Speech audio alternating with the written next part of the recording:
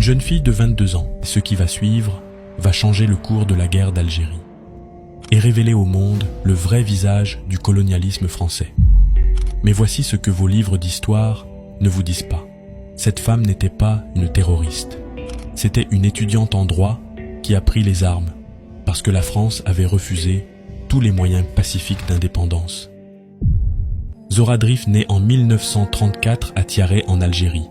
Officiellement, elle est française. Dans les faits, elle fait partie des indigènes, un statut qui la prive de la plupart des droits civiques. Mais Zora a de la chance. Son père est magistrat, sa mère sage-femme. Elle apprend à lire, écrire et réfléchir. En 1954, Zora entre à la faculté de droit d'Alger.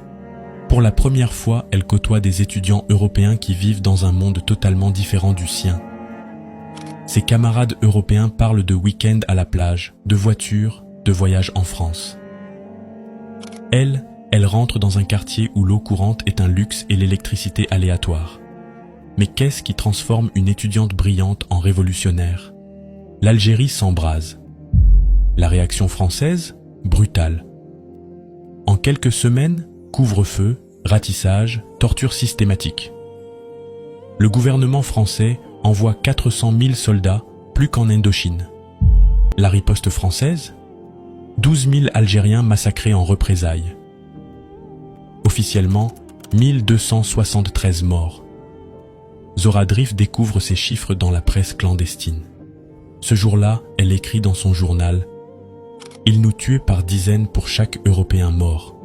Nous ne sommes pas des humains pour eux. » Automne 1955, faculté de droit d'Alger. Zora voit ses camarades masculins disparaître un à un. Destination les montagnes, le maquis, la lutte armée. Elle se dit « Si les hommes partent se battre, qui va s'occuper du combat urbain ?» Mars 1956. Zora Drif rejoint les rangs du FLN. En 1956, la guerre d'Algérie s'enlise dans les montagnes.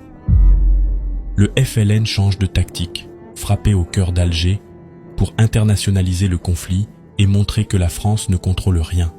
24 septembre 1957, 4 heures du matin. Les parachutistes du général Massu encerclent l'appartement de Zora Drif dans la Casbah. Fin de 18 mois de clandestinité. Premier choc pour les soldats, découvrir qu'une des terroristes les plus recherchées est une jeune femme cultivée qui parle parfaitement français et connaît mieux le droit que certains de ses interrogateurs. Pendant 2 mois, Zora subit interrogatoire et torture. Technique française. La gégène. Électricité. Quasi-noyade. Humiliation sexuelle.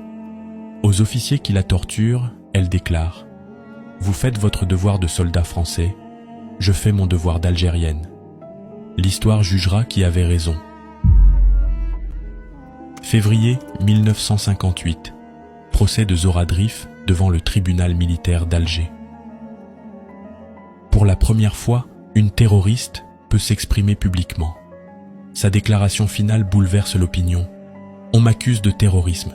Mais qu'appelez-vous la répression coloniale? Quand vous bombardez nos villages, quand vous torturez nos frères, n'est-ce pas du terrorisme d'État? Cette déclaration fait le tour du monde. 1962, l'Algérie devient indépendante. Zora Drif fait des études d'avocat, devient magistrate, puis sénatrice. La terroriste devient pilier de la démocratie algérienne.